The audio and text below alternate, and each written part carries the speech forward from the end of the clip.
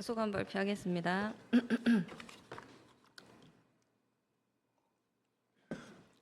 마태복음 27장 42절 그가 남은 구원하였으되 자기는 구원할 수 없도다. 그가 이스라엘의 왕이로다. 예수님은 우리를 구원하시고 하나님의 자녀로 삼으시고자 이 땅에 오셨습니다. 죄로 인해 죽을 수밖에 없었던 우리가 죄에서 구원받고 하나님의 자녀가 되는 것보다 더 큰 은혜는 없습니다. 예수님은 우리를 구원하시기 위해 우리가 받아야 할 모든 고통과 수치와 형벌을 십자가에서 대신 받으셨습니다.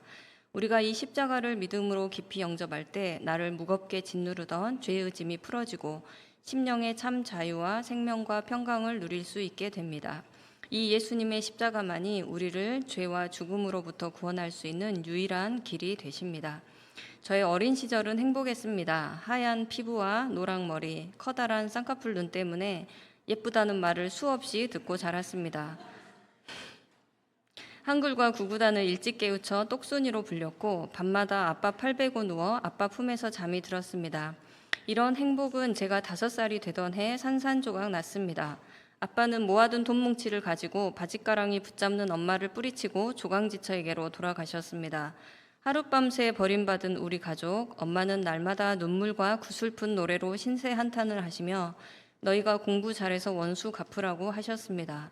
하지만 사춘기에 접어들면서 엄마의 눈물은 짜증이 되었고 울지 말라고 소리 지르고 대들었습니다. 유부남과 과부 사이 불륜의 씨앗으로 태어난 제게 불행은 그림자처럼 따라다녔습니다.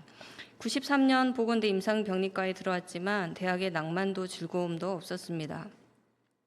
가난한 집안과 낮은 성적, 캠퍼스에 친구 하나 없는 외로움은 인생이 괴로운 뿐임을 확인시켜 주었습니다. 저는 정말 괜찮은 남자친구를 만나면 불행한 인생을 탈출할 수 있을 거라 생각했습니다. 그래서 큰 교회를 다니며 집안 괜찮고 스마트하며 인간관계 좋은 사람을 골랐습니다.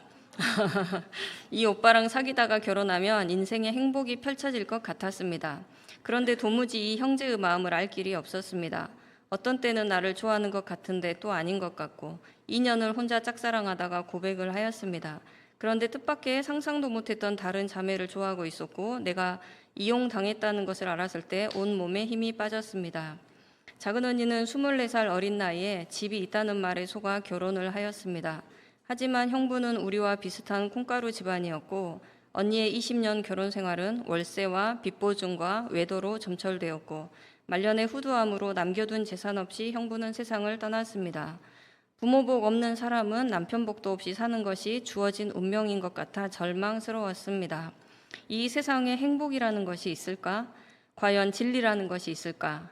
인생이 끝없는 불행이라면 더 이상 살고 싶지 않았습니다.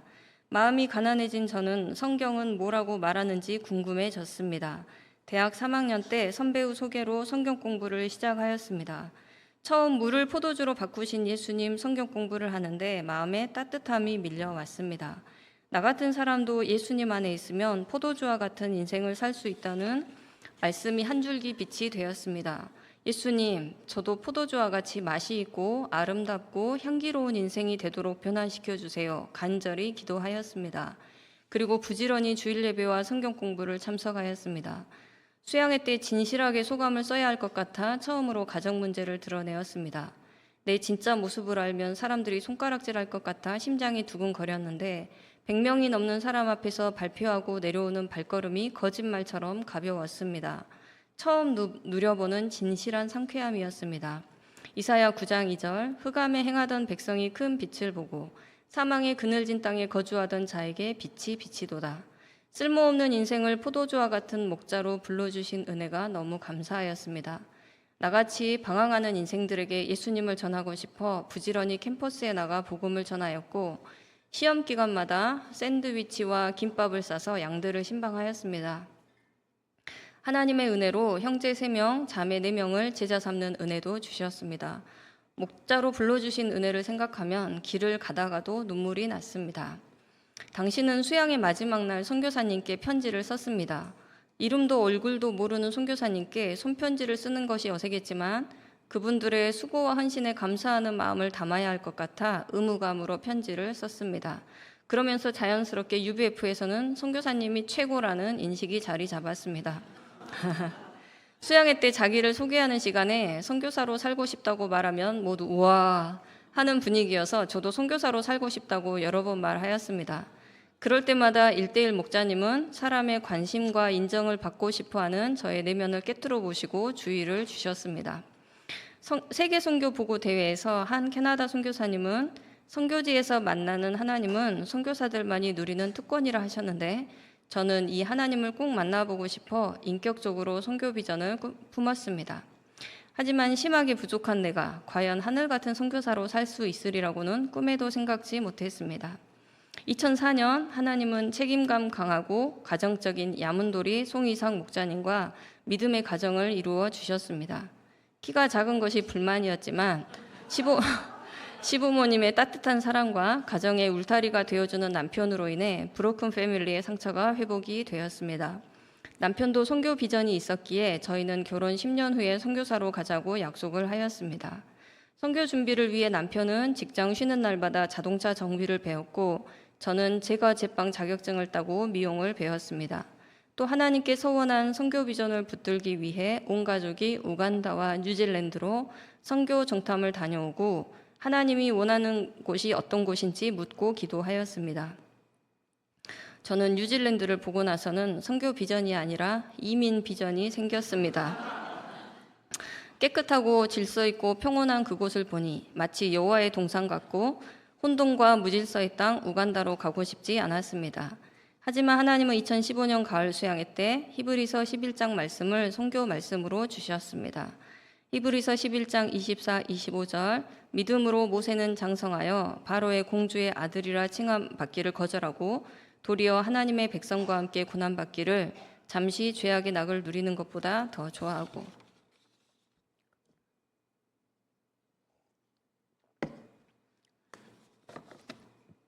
바로 공주의 아들의 부요함을 내려놓고 하나님의 백성과 함께 고난받는 선교사의 삶, 우간다 선교를 결정하게 하셨습니다. 그렇게 2018년 12월 25일 크리스마스 날 우리 가족은 선교사로 파송되어 우간다 땅을 밟았습니다. 선교사로서 가장 먼저 직면한 어려움은 비자 문제였습니다. 여행 비자 3개월이 끝나가는데 워킹 퍼밋이 나오지 않아 이삿짐을 찾을 수가 없었습니다. 짐이 묶인 날수만큼 매일 불어나는 페널티를 어찌 감당할까 두려움이 엄습하였습니다. 또 집을 구하지 못해 이삿짐을 찾아도 둘 곳이 없었습니다. 이 두 가지 문제로 마음이 눌려 잠이 오지 않았습니다. 외국인의 한계가 절실히 느껴지는 시간이었습니다. 하지만 하나님은 이 두 가지 문제를 한 번에 해결하셨습니다. 한 집이 예정보다 일찍 이사를 가게 되어 집을 구했고 비자도 받아 무사히 짐을 찾을 수 있었습니다. 우간다는 되는 것도 없고 안 되는 것도 없다는 20년차 임누가 선교사님의 말씀을 어렴풋이 이해할 수 있었습니다. 자녀들도 학교에 잘 적응해 주었고 처음 피싱에서 양도 만났고 우간다의 험난한 운전도 익숙해졌습니다.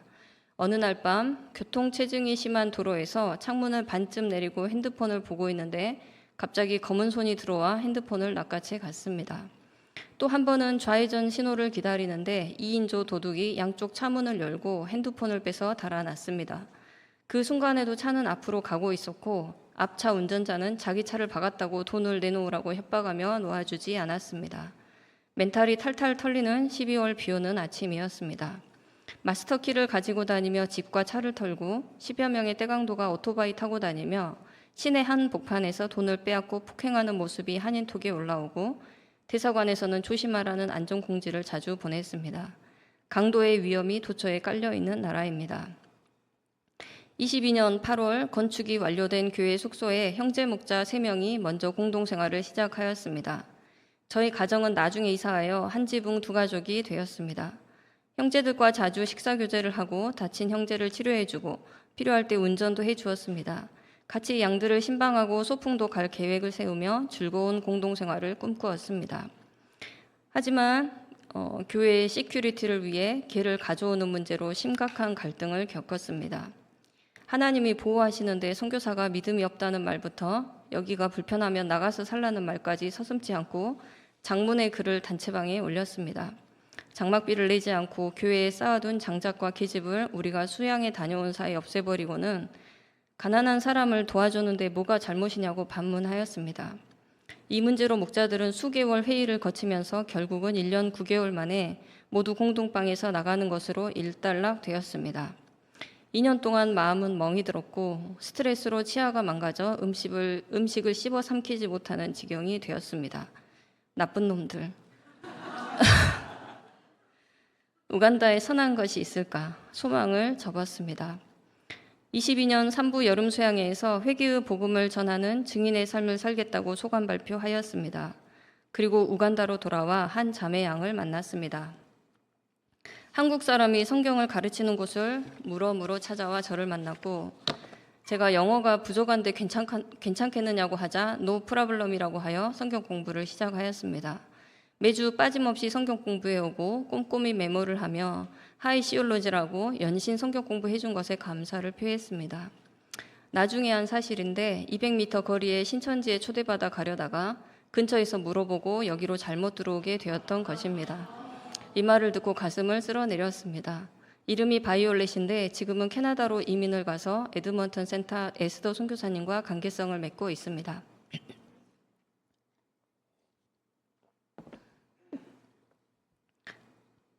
작년 여름에는 마가렛 목자가 조카를 바이블 스튜던트라고 소개해 주었습니다. 이름이 그레이스인데 사랑스럽고 애교가 많습니다. 처음 성경 공부부터 남사친 레이몬드를 데려와 두 명이 함께 성경 공부를 시작했습니다. 그때부터 레이몬드가 알빈과 이노센트를 데려오고 알빈이 헨리를 데려오고 그레이스가 데니스와 세실리아를 그리고 조셉과 링컨을 데려왔습니다. 그리고 기존 양 수잔이 있습니다. 처음엔 그룹으로 성경 공부를 하다가 나중에는 2명씩 나누어 했습니다. 시간 안 지키거나 성실하지 않으면 성경 공부 안 해주겠다고 했더니 지금까지 7명이 꾸준하게 성경 공부를 하고 있습니다. K-드라마와 K-푸드를 좋아하는 양들을 집으로 초대하여 김밥과 떡볶이, 잡채 등 한식을 준비하고 함께 게임을 하며 즐거운 시간을 선물했습니다. 이들은 제 생일에 케이크를 사들고 와서 한국말로 생일 축하 노래를 불러주었습니다. 지난달에 우간다 드레스와 가방을 선물로 주며 한국에 가서 입으라고 했습니다. 그래서 제가 입고 나왔습니다. 성경 선생이라며 맛도깨와 땅콩 수프로 지극히 대접해주는 양들의 사랑을 받으며 선교사만이 누리는 행복을 맛보았습니다. 말씀에 반응하며 감사하는 양들이 너무나 사랑스럽고 멍들었던 마음이 점차 회복이 되었습니다. 이들이 예수님을 깊이 알고 목자로 성장하여 캠퍼스 복음 역사를 계승하기를 간절히 기도합니다. 저는 우간다에서도 김밥 싸들고 양들 신방 다닐 거라고는 상상조차 못했는데 하나님은 제가 제일 잘하는 것을 하도록 하셨습니다. 작년에는 관계가 틀어졌던 공동방 형제 3명을 집으로 초대하여 식사교제를 가졌습니다. 하나님 앞에 기도하며 용서와 회복을 구하는 최소한의 진심이었습니다. 하나님께서는 다른 단체 선교사님들도 성경 공부로 인도해 주셨습니다. 어성경 전문 강사인 한 선교사님은 자신은 숲은 보는데 나무를 보지 못한다고 성경 공부를 간절히 원하셨습니다. 선교 사회에서 마음 터놓고 얘기할 곳 없었는데 성경 공부와 소감을 나누며 관계와 사역의 어려움을 말씀으로 극복하고 승리하는 경험을 하였습니다. 이를 알게 된 다른 2 선교사님도 원하여 요한복음과 창세기 성경 공부를 하였고 한국말로 속 시원히 성경 공부하니 제게 더 큰 은혜가 되었습니다. 저는 베데스다 병원에서 임상병리사로 일하며 아침 예배를 인도하고 직원 3명과 그룹 성경 공부를 합니다. 교회에서는 아침 저녁 문을 열고 닫는 문지기로 살며 새벽기도 밤기도로 하루를 시작하고 마칩니다. 밤기도에 앉아 십자가를 바라보노라면 이렇게 부족한 내가 선교사로 살고 있다는 것이 그저 신기하기만 합니다. 기가 막힐 웅덩이와 수렁에서 건져주시고 목자여 선교사로 그 발을 견고하게 하신 것은 하나님의 은혜가 아니면 설명할 길이 없습니다. 올해 저의 기도 제목은 예수님이 제자들의 발을 씻기신 것처럼 이웃의 허물을 덮어주고 사랑을 실천하는 것입니다. 요한복음 13장 14, 15절 내가 주와 또는 선생이 되어 너희 발을 씻었으니 너희도 서로 발을 씻어주는 것이 옳으니라. 내가 너희에게 행한 것 같이 너희도 행하게 하려 하여 본을 보였노라. 예수님은 우간다 영혼들을 위해 십자가를 지셨고 이들의 발을 씻어 주셨습니다. 예수님이 이들을 바라보시는 눈과 마음으로 저도 이들을 바라보고 싶습니다. 주와 선생이 되어 본을 보이신 예수님처럼 더욱 성숙한 사랑으로 우간다 영혼들에게 천국 복음을 전하는 선교사가 되기를 간절히 기도합니다. 네.